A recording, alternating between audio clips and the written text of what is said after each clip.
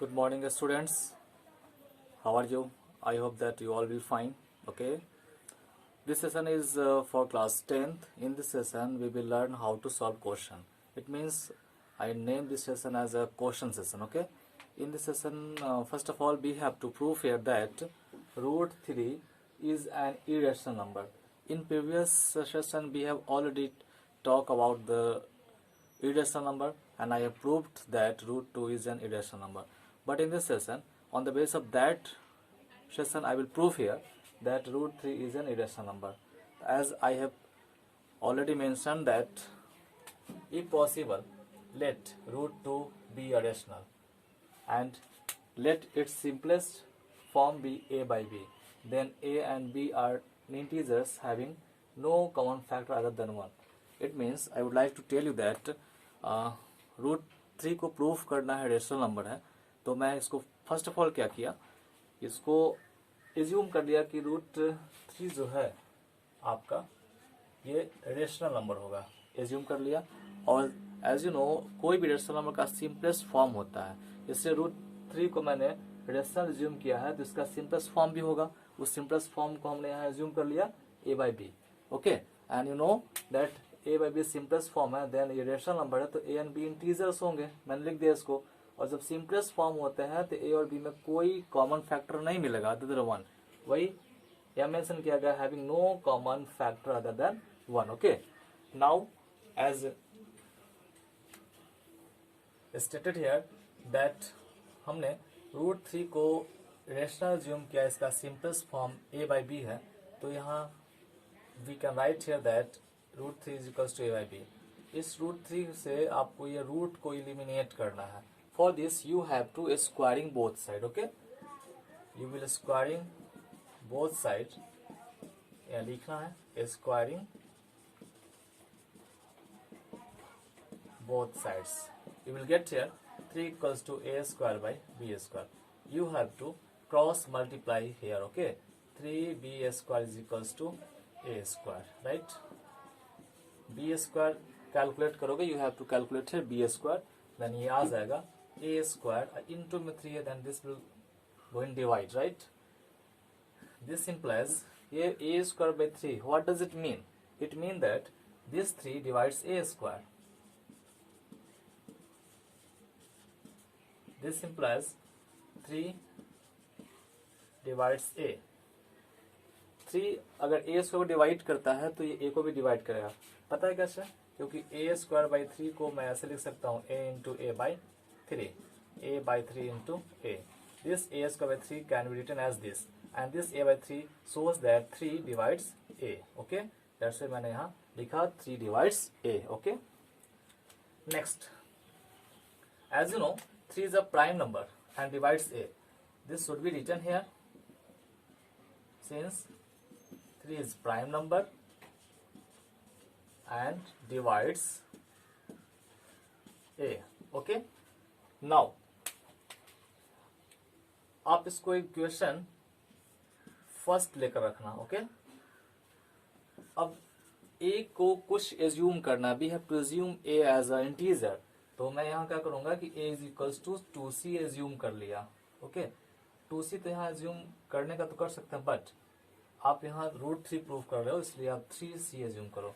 अगर root 2 proof करना होता है रेशनल तो 2c एज्यूम करते हैं इज इक्वल्स टू.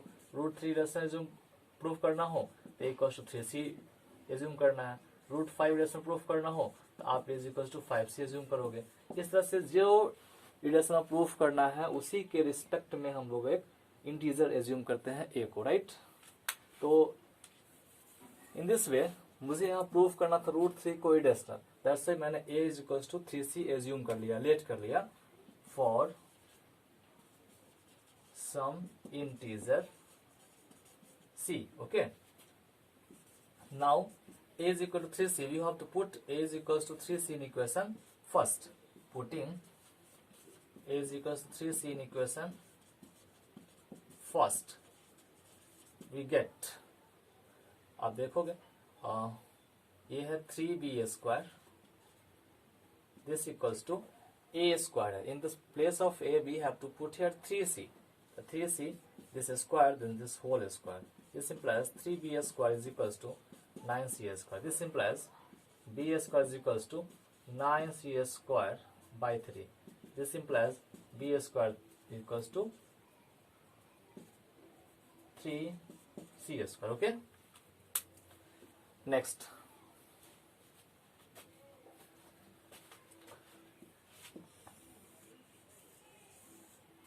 अब करना क्या है कि आप ऐसा करोगे,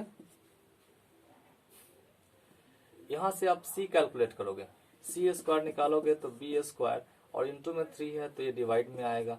this implies what does it mean? It mean that 3 divides b square. This implies 3 divides b. जैसे कि मैंने यहाँ लिखा था, द सेम वे यहाँ मैंने लिख दिया 3 divides b square and 3 divides b. Okay. Now, as you know, 3 is a prime and divides b. That's why it should be written here. 3 is a prime and divides b. Next, from this calculation, we have observed here that 3 divides a square and 3 divides b square. It means 3 is a prime and divides a squared and a also, b square and b also. It means here we have assumed that a and b are integer and no common factor other than 1. But from this calculation we have seen here that 3 divides a and 3 divides b. It means 3 is a common factor of a and b. Okay. Then we have to write this in words here. Thus, 3 is a common factor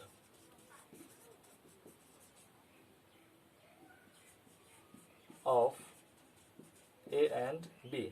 हमने यहाँ assume किया था √3 को rational a by b लिया था. a by b में कोई common factor नहीं था, no common factor other than 1. But calculation में दिखा कि 3 एक कॉमन फैक्टर a और b का हो गया. इट मीन्स जो हमने एज्यूम किया उसके अकॉर्डिंग एक कैलकुलेशन वेरी कर रहा है. इट मीन दैट जो एज्यूम किया वो और इसमें दोनों में कोई सिमिलरिटी नहीं दिखा. इट मीन्स ये दोनों डिफर कर गया, तो डिफर कर गया, दोनों मैच नहीं किया, इसके लिए वर्ड यूज होता है कंट्राडिक्ट. ओके. तो ये कंट्राडिक्शन हो गया कि √3 कॉमन फैक्टर है ए बी का, बट यहाँ ए और बी का कोई कॉमन फैक्टर नहीं था, तो ये कंट्राडिक्शन हो गया. तो ये क्यों कंट्राडिक्शन हो गया? बिकॉज हमने इस √3 को यहाँ पे रेशनल एज्यूम कर लिया था. इसी को वर्ड्स में लिखना है आपको यहाँ. But this contradict the fact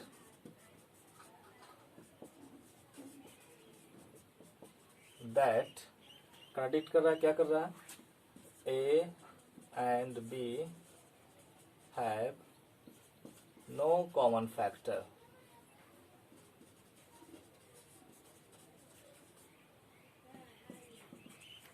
other than 1. और ये कंडीशन क्यों एराइज हुआ है, क्यों ऐसा कंडीशन है? बिकॉज हमने इसको √3 को रेशनल मान लिया. तो इसको भी लिखना है. This contradiction arises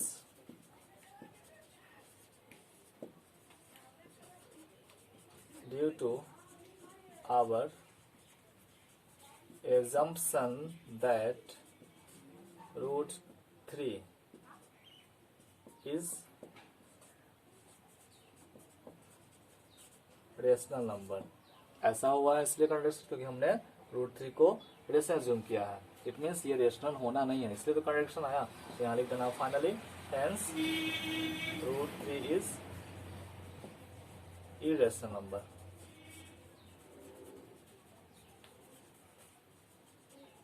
ये प्रूफ. इस तरह से क्वेश्चंस बनेंगे. आप के लिए होम असाइनमेंट है, आपको प्रूफ करना √5, √7, √11, ये 3 को आप प्रूफ करेंगे कि ये रेशनल नंबर है फ्रॉम दिस मेथड. ओके. इस टाइप ऑफ क्वेश्चंस एग्जाम में आते हैं. मैक्सिमम मार्क्स इसका जो होता है वो 4 होता है और मिनिमम मार्क्स 3 होता है. 4 और 3 में से किसी भी सेक्शन सी और सेक्शन डी में ये क्वेश्चन पूछा जाता है. क्वेश्चन ने हर साल डिफिनिट आता है. ओके. अब नेक्स्ट है